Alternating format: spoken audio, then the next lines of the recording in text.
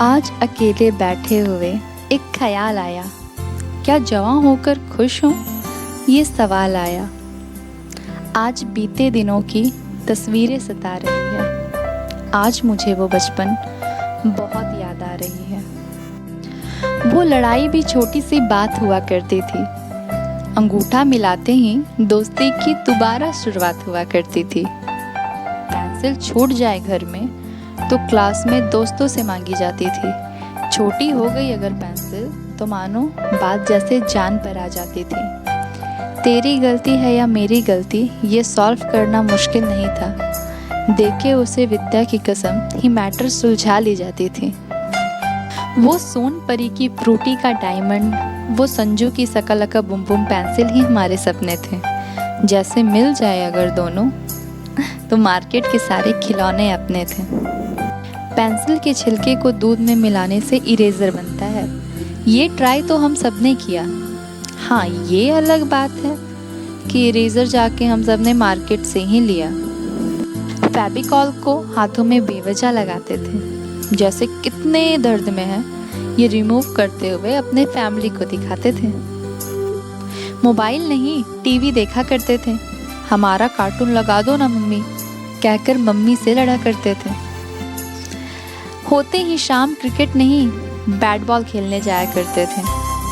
कितनों को आउट किया और कितनों ने शिक्षा दिया, ये बातें पापा को आके बताते थे। वो स्कूल जाते ही पापा से 2 रुपए मिलना, तेरे भाई के पास बहुत पैसे हैं, ये अपने दोस्तों से कहना। बर्थडे में नए कपड़े पहनकर स्कूल जाते थे। आज शाम बर्थडे पार्टी है कहकर घर बुलाते थे। सबको 2 टॉफी और अपने बेस्ट फ्रेंड को 4 चिपकाते थे। तू ही है सच्चा दोस्त मेरा, ये इशारों में बताते थे। छुट्टी होते ही निशाना आम के पेड़ पे होता था। किसके हाथ कितने आए ये हिसाब भी बैठ कर होता था। घर के मैटर से हम बच्चे तो बिल्कुल अनजान थे। हम तो बस अपने घर घर खेलने के कामों में ही परेशान थे। बेस्ट फ्रेंड का नंबर अगर कम आ जाए तो मानो आंखें भर जाती थी। तेरा सेक्शन अलग हो जाएगा, ये बातें हमें सताती थी।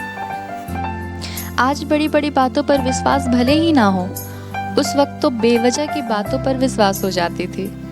एक बार सर टकराने से सींग निकल आते हैं, फल के साथ बीज खाने से पेट में पौधे उग जाते हैं। दोस्तों तक बातें पहुंचाने के लिए मैसेज नहीं, हम एरोप्लेन बनाते थे। जिस तक पहुंचानी है बातें उसके घर में जाके उड़ाते थे। जिसने लेकर आई नई पेंसिल बॉक्स, वो क्लास में घूम के दिखाई जाती थी। लंच बॉक्स के लंच को भी मिल बांट के खाई जाती थी। लंच के ब्रेक में मानो खुल के जीते थे। एक बार नहीं, ना जाने कितनी बार पानी पीते थे। छुट्टी होने के 15 मिनट पहले ही जाने की तैयारी हो जाती थी।